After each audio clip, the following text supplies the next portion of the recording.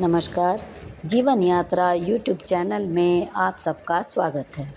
यजुर्वेद के 7वें अध्याय में बताया गया है कि जो लोग योग विद्या अभ्यास करके ईश्वर से लेकर पृथ्वी पर्यंत पदार्थों का साक्षात करने का यत्न करते हैं, उनको जानने का प्रयास करते हैं और यम नियम आदि अष्टांग योग से चित्त आदि अंतःकरण की वृत्तियों को रोककर अपने दोषों को दूर करते हैं और संयम से रिद्धि सिद्धियों को सिद्ध करते हैं और परमात्मा के आनंद को प्राप्त कर लेते हैं।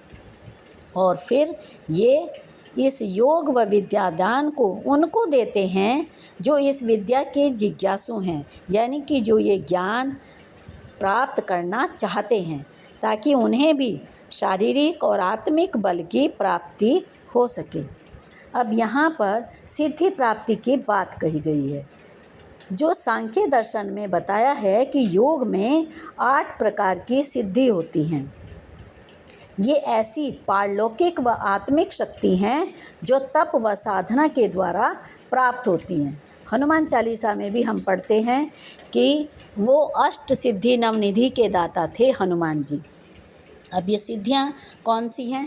पहली सिद्धि है अणिमा, यानी कि ये सिद्धि प्राप्त करने के बाद योगी अपने आप को अणु जैसा छोटा बना लेता है, किसी भी वस्तु में सूक्ष्म रूप से प्रवेश कर जाता है। उसके बाद आती है लघिमा, इसमें वो बहुत हल्का हो जाता है और अपने शरीर को हवा जैसा हल्का बना लेता है।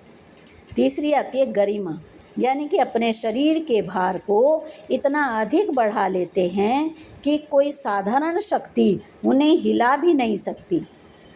उसके बाद आती है महिमा शक्ति, हृदय को विशाल बना लेते हैं, इतना विशाल बना लेते हैं कि दिल खोल कर दान देते हैं, अपना सर्वस्व दान कर देते हैं। इसके बाद आती है प्राप्ति सिद्धि, ये किसी कार्य विशेष में असामान्य कुशलता दक्षता प्राप्त कर लेते हैं। इसके बाद आती है प्रकाम्य, यानी कि ऐसी जो भी ये इच्छा करते हैं वो पूरी कर लेते हैं और दूसरों के मन की बात आसानी से समझ जाते हैं कि उनके मन में क्या विचार चल रहे हैं, यानी कि दूसरों के मन को पढ़ लेते हैं।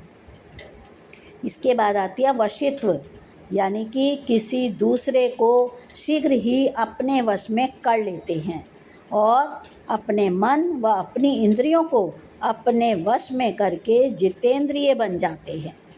इसके बाद आती है 8वीं सिद्धि ईशित्व, दैवीय शक्तियाँ प्राप्त करके सबके मालिक बन जाते हैं और सबके द्वारा पूजने योग्य हो जाते हैं।